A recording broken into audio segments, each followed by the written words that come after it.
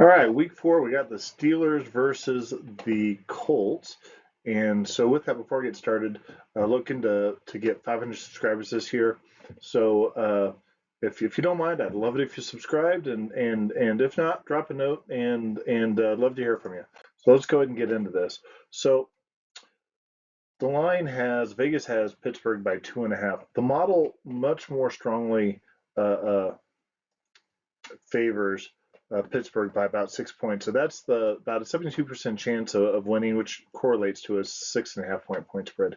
When you look at the raw numbers, you're looking at 24 to 17. When you stop and think about it, that's one score. So, but that notwithstanding, I would definitely be taking Pittsburgh in this. I think part of what influences uh, the Vegas line is the fact that Indianapolis is the home team. So sometimes I think that's a factor. In this case, you know what? They're really not that far away. I don't. They're not even changing time zones. It's. I think that is no more. I don't think that is a significant difference. And so sometimes I put some stock in hometown advantage, but not in this case. Although there's certainly some funny numbers that go into this. The Bayesian is not really strong. It pretty much matches up. It basically says that there's not much of a reason to use the Bayesian. But the one thing I do look at is um, the Steelers passing. It's at the bottom.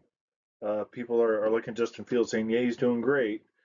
He's literally ranked as one of the bottom four quarterbacks in the NFL. Their rushing or their defense, particularly with their rushing, is what's keeping them in these games. When you look at these scores, whoops, sorry about that. When you look at these scores, that's really what we see is their opponents just aren't scoring at all. So meanwhile, when we come over here and we look at Indianapolis, they've got a pretty strong offense, and their defense has some weaknesses, but you can't be in the top 10 everything. If you are, you're in first place. I promise you.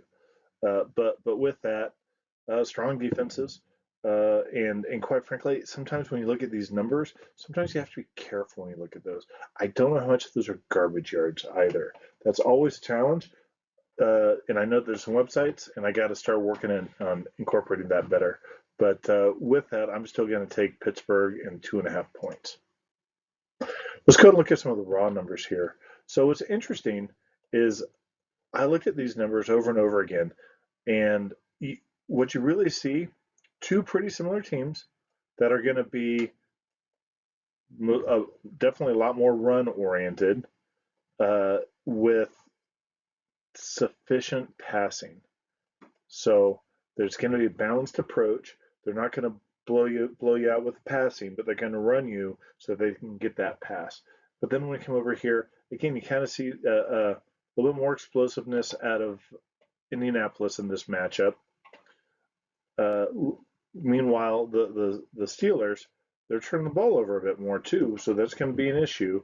What I also see over here, though, is some slight advantage of ball control. So these two teams are playing about the same type of ball.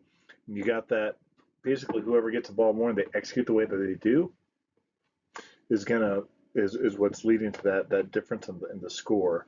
As opposed to sometimes you can see a team not necessarily have more ball control or more plays per in this case because they have such explosive attacks they just score quickly.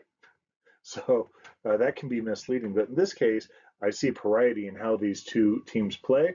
And so I think the team that's going to control the ball more and have more of those longer sustained drives is going to win. With the point spread of 2.5 points, you may as well go with the team that is going to control that ball more and probably be able to win by that very small margin, 2.5 points. So if you have any questions, comments, drop me a note, and good luck.